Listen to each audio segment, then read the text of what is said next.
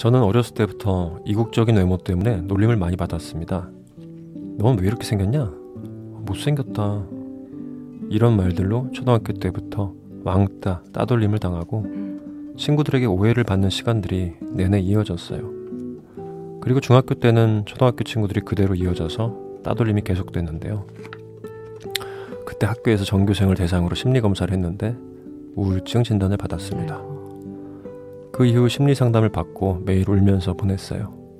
그리고 그때 마침 사춘기까지 시작됐고 저는 더 소심해지고 스스로를 깎는 시기를 보냈습니다. 모두가 다 나를 쳐다보는 것 같은 기분에 성격은 점점 더 예민해졌고 그러면서 남들 눈치 보는 것도 심해졌죠. 가족들에게도 얘기하지 못하고 저 혼자 끙끙 앓다가 학교를 졸업했습니다. 그리고 성인이 된 지금 소심해진 성격은 쉽게 바뀌질 않더라고요.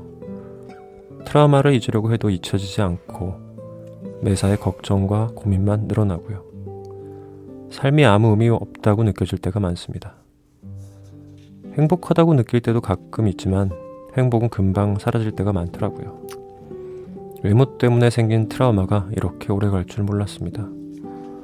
앞으로 어떤 생각을 하고 살아가야 할까요? 병원에 가는 것도 두렵습니다. 그런데 전문가분들의 말씀은 또 듣고 싶어서 별밤에 사연을 남기게 됐어요. 이번에도 익명을 요청하신 K님이었고요. 이게 저도 제일 어려운 문제인 것 같아요. 이게 이 외모로 인해서 어릴 때부터 좀 컴플렉스가 생기고 이런 분들의 심리 상태에 대해서 너무 어려운 문제인 게 당연히 그걸로 문제 삼고 놀리고 이상하게 보는 사람들의 문제죠. 너무나 100% 그건데 어쨌든 이 세상이라는 곳이 그걸로 인해서 모두가 똑같이 교육을 받고 자라는 게 아니니까 이렇게 무례하고 무식한 사람들은 존재는 당연히 그냥 하는 거잖아요. 마치 미세먼지처럼. 그렇죠. 이걸 어떻게 해결할 수가 있는 걸까요? 외모도 외모인데 일단 어렸을 때 따돌림이라는 어떤 트라우마를 겪으신 분들이 제가 전에도 말했지만 성격 형성에서 영향을 줘요. 너무 크게 주죠. 그러니까 뇌가 막 분화하고 있는 시기에 들어오는 트라우마는 그 사람의 성격의 한 부분으로 차지를 하게 되고 그게 이제 40대 중반까지 간다고 마지막에 나온 논문에서 이제 나왔었는데 그러면은 46세 정도부터는 조금 달라질 수 있는 건가요? 40대 중반이 넘어가면 좀 벗어날 수 있다고 해요. 그래서 그 이후로는 특별한 어떤 개성이 없는 분들의 경우에는 비슷비슷한 성격들이 되기도 하는 건가요, 어른들이? 그렇죠. 그런 것도 퍼스널리티 디스오더라고 이제 인격 장애라고 하는 것들도 사실은 나이를 먹으면서 좋아지거든요. 우와. 그런 거랑 이제 유사하게 되는 거죠. 뇌 자체가 좀 심플해지면서 좀 그런 현상이 생기는 것 같은데. 저는 이제 외모로 인한 컴플렉스 이나 씨 있어봤어요? 없어봤죠.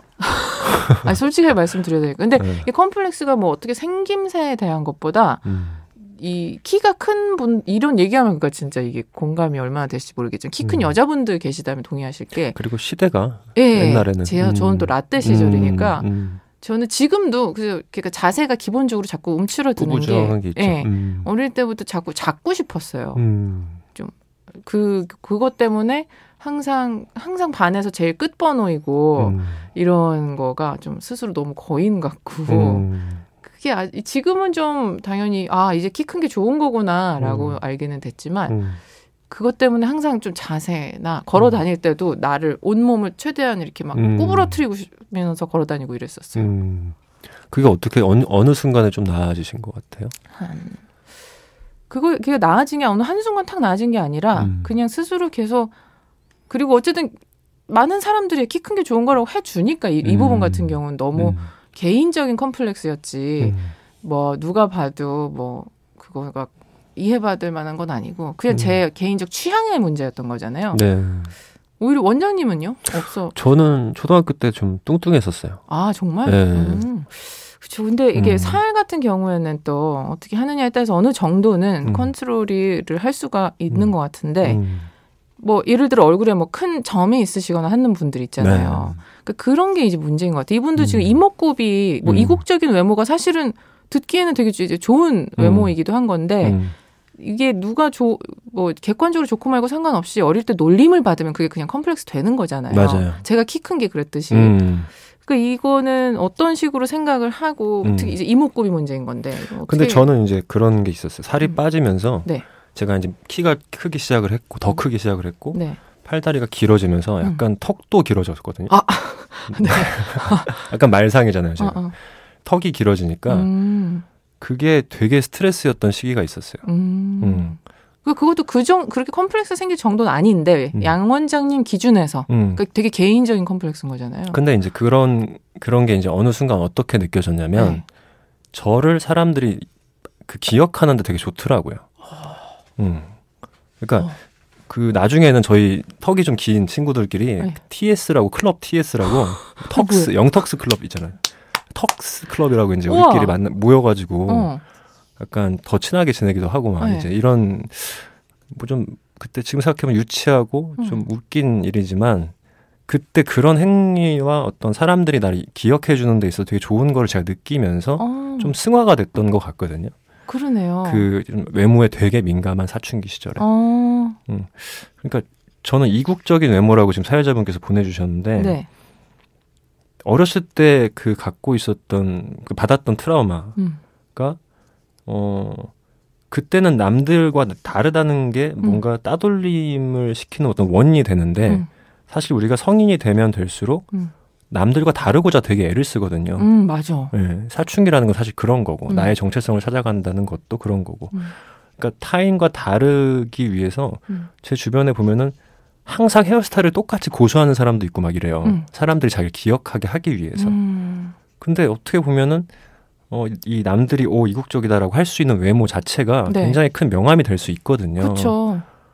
저는 그런 식의 어떤 사고의 전환이 좀 필요할 것 같아요. 그러네요. 그리고 특히 보통 초중학생 때 이국적인 외모로 놀림 받았으면 제가 볼 땐 지금은 그게 오히려 장점으로 승화되셨을 게 틀림없는데 스스로 너무 그때의 그 나쁜 친구들의 프레임에 갇혀 있는 거지. 것 같아요.